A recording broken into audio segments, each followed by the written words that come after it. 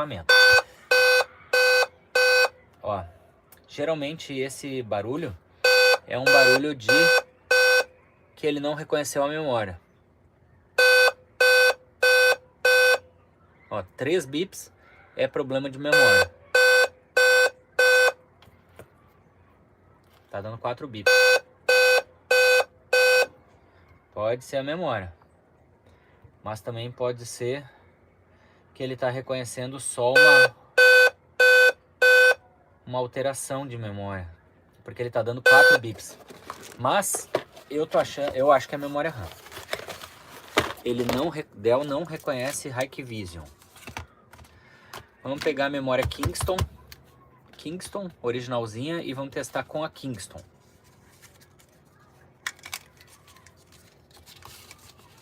Duas memórias de 8 da Kingston.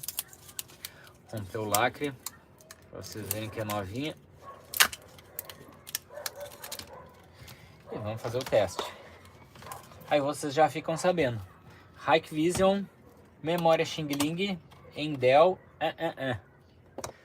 Vamos fazer o teste. Provavelmente seja isso, tá?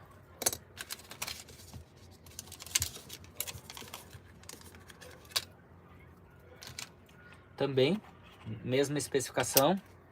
1600 MHz, latência 11. 8 GB a cada uma. Ó, latência 11, 8 GB. Vamos lá.